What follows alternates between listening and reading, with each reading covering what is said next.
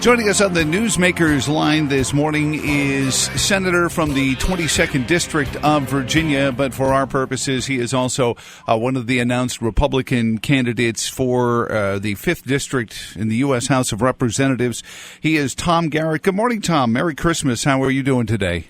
Merry Christmas and good morning to you, Joe. I'm well. How are you? Well, I didn't nearly have as busy a Christmas week or two as you did. Congratulations on a pretty big decision to step in and run for the seat being vacated by Congressman Hurt.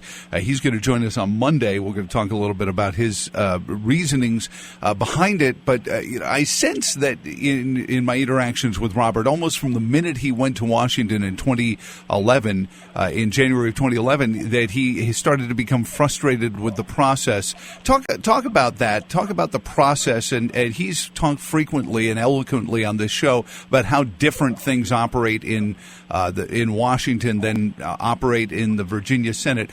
What do you want to bring to that landscape, Tom, as representing the 5th District, if you do? Well, I've talked to Robert a great deal myself. It's abundantly clear that if you want to make a tangible, palpable, quantifiable difference, it's probably something that's easier to do as one of 40 than as one of 435. And in Virginia, contrary to what makes the front pages, we generally find a way to get things done. We're also compelled by a constitutional mandate to pass a balanced budget, which Washington isn't, which I'd like to try to change. But here's the bottom line, Joe. When we look at the issues that confront Virginia families, whether it's the inexorable upward march of health care costs, higher ed costs, all these things, when we look at those at the State House, we walk the dog backwards, and the dog ends up living in Washington, D.C. So while I'm certain it's frustrating, and I'm certain that it can cause you to want to pull your hair out at times, if you want to solve a problem, you got to be willing to go to where the problem is. And I tip my hat to Congressman Hurt for having done that for the last 5 years, and I have no illusions that one person's going to go up there and change things overnight. But if one person doesn't go up there to try to change things, they'll never change. So that's really what we're looking at, is the opportunity to do the most good with whatever little bit of talent God's given me.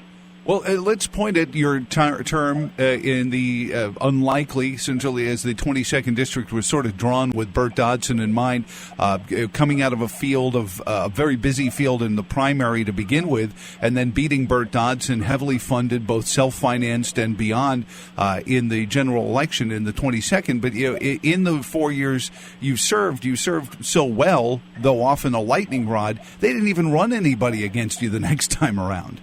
Yeah, I don't know what to make of that.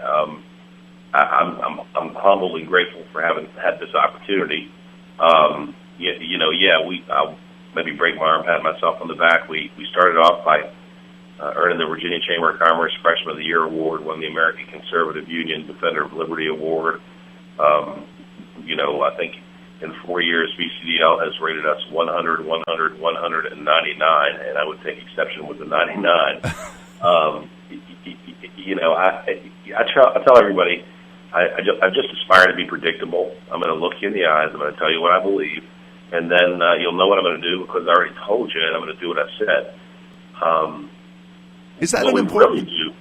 What we really do is just try to bring back that sort of Jeffersonian and federalist concept of where government power should lie and what the appropriate roles of government at each level are.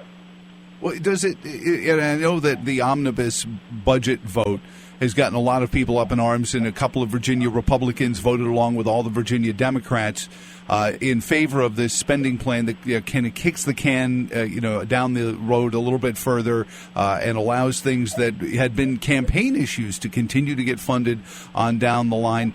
Sounds to me like the kind of stuff you want to stop. Talk about working as an individual, not necessarily as a member of a political party, and still being able to get things done. Because you've rankled feathers even within the Republican Party of Virginia in the State House. Yeah, sure, often, and at other times I've sided with folks like Chap Peterson on particular issues. Look, a Democrat label, a Republican label, that's a vehicle to an opportunity to serve. I can tell you that I'm as frustrated at times with my own party as I am with the opposing party. Having said that, some things shouldn't be compromised. There's no excuse to continue debt and deficit spending at the federal level. I believe 49 of 50 states are required to make ends meet.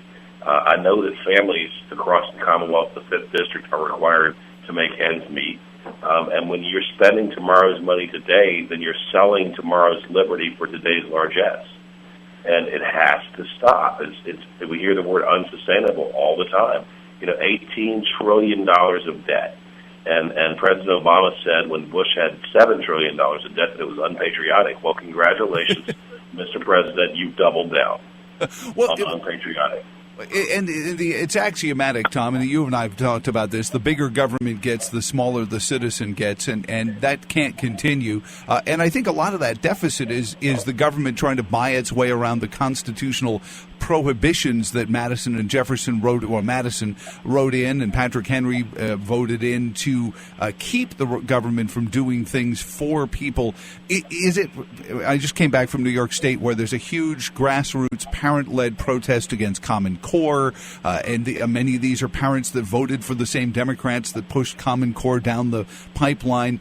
Is it finally starting to become a period where we can open up that big tent, not through rhetoric, but from people actually seeing that these big social programs and these social experiments don't work, they don't do what their proponents claim that they're going to do, and join us under the tent where you get to be in charge of your health care, you get to be in charge of your education and your children, and that enlarge the citizen and diminish the government again? Sure, but I mean, it's bigger than that, because what's happened with healthcare and higher ed is we've destroyed the free market. And that's why the costs continue to march upward. When the federal government stepped in to ensure that everyone would have student loan access, regardless of their performance as a student or any other leading indicators on whether they'd be able to pay that money back, then they told the institutions of higher education, public and private, hey, look, there's a blank check here. And so now our young people incur more and more and more debt with less and less to show for it. Same in healthcare, nothing remotely resembling a free market. You can't compete across state lines. What plans do and don't cover isn't mandated by the consumer, but by the government. And so when the government says that I, personally, male, need to have coverage for childbirth, then yeah, the costs go up. And that's the problem. Now, understand this. The Jeffersonian concept was that it was a lot harder to spend tax dollars taken from your next-door neighbor who you saw at the supermarket than it was to spend the tax dollars taken from a faceless person 1,000 miles away. Mm-hmm. And so a lot of things that the federal government is doing aren't necessarily out of the purview of government, because in a republic we get to pick, but they're out of the purview of federal government, right? And so when the power is pushed down to the locality, then to the state, then the smallest amount of power residing in the federal government, then you're going to see a whole bunch of different spending priorities. And that's what we got to do. We got to get back to that Jeffersonian ideal, which was really simple and really brilliant. It is. So, go ahead. I'm sorry. No, so I'm not. What I'm saying is, if Massachusetts wants to do what they did with health care, God bless Massachusetts. That's up to them. I think ultimately they're going to fail, but it shouldn't be foisted upon us as a federal scheme, right? The 9th and 10th Amendments were there for a reason. Is there? I know I was reading a piece. One of the pre-filed bills for this session is talking about the certificate of public need that cripple a lot of hospitals and a lot of doctors. That's the kind of stuff. Is that the kind of stuff you want to look at if you're the 5th District congressman? Not necessarily big, sexy, front-page grabbing issues, but ones that have a real impact on that free market of anything, healthcare, education, that kind of stuff. Yeah, sure. I mean, the guy who goes exclusively after the front page sexy issue is the person who's in office to be somebody, not the person who's in office to do something. And so Delegate Byron's got a bill on COPN, Certificate of Public Need. There are a couple others out there. Those are folks who have looked around and said, hey, how can we help at the margins?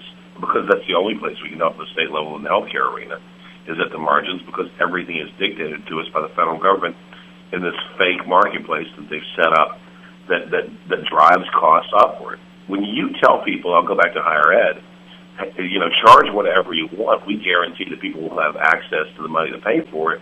Then those people are going to charge more, because what happens is UNC puts in a sushi bar and UVA says we're competing for the same students. We need to have the same amenities. There's a lazy river at Virginia Commonwealth University right now, and there's one at Water Country USA. There's a lazy river at VCU. Can you tell me why? Not making it up. I don't doubt it, Tom. All right, last one before we let you go, and of course this isn't the last time we're going to talk to you before November of 2016, but even before that, I guess March of 2016 when the primary will happen. Introduce yourself to a voter in Madison County or further north into Fauquier County or down into Danville. Certainly your district covering Lynchburg up through Fluvanna and into Louisa has some economic challenged places, but certainly not to the way that places like Danville are facing challenges. So introduce yourself, give the elevator speech, if you will, to those folks who haven't met you before. So, I don't know. I mean, a 30-second sell essentially would be that I recognize, by my bad math, that the odds of slipping from the bloom in the United States of America are 1 in 26. And yet, whether you're born here, poor to a single mother, Ben Carson, who became one of the most elite pediatric neurosurgeons on the planet, or born the child of privilege, you're still better off than you would be being born wealthy in Bangladesh. We have inherited one right, one expectation from our government, and that is the quality of opportunity to excel. No guarantee that we'll excel. And the whole election, whether it's about national security or economic policy and free markets, is about ensuring that we pass on that same or greater opportunity to succeeding generations. Because we didn't earn it, Joe. Mm-hmm. It was earned by people that came before us, by Dr. King, by Thomas Jefferson and George Mason. And the question is, what are we going to give to the children of tomorrow? We can fritter away their liberty and their opportunity by spending in excess of what we take in today, or we can live within reasonable constraints and hand to posterity a nation as great or greater than that which we inherited.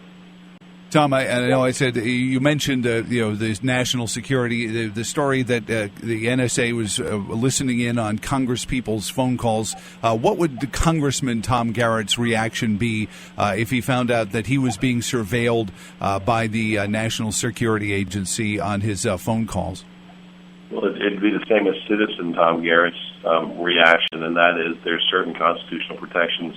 There's due process and a reasonable expectation of privacy inside of the curtilage of one's home, and when the government is violating the liberties that the government was established to protect, then something has to change. Tom, you have a great day. Congratulations. You've had a busy 2015. We'll see you about the busy 2016, and we'll talk to you again very soon. Is there a website up for the campaign yet? I think it's TomGarrettForCongress.com. It's not up. It should be within the next couple of days. I would encourage people to go to our Facebook page, Thomas A., Tom Garrett, VH, or Virginia 22. There's a whole bunch of floor speeches and stuff that you won't get from other members. We're trying to have some transparency and show folks we represent what we're doing in Richmond. Amen, sir. You have a great New Year's Eve, and we'll talk to you again very soon. God bless, Joe. Central Virginia's #1 source for news and analysis. That went better than I could have possibly imagined. News Talk 107.5 FM and 1260 AM WCHV. Traveling to Richmond to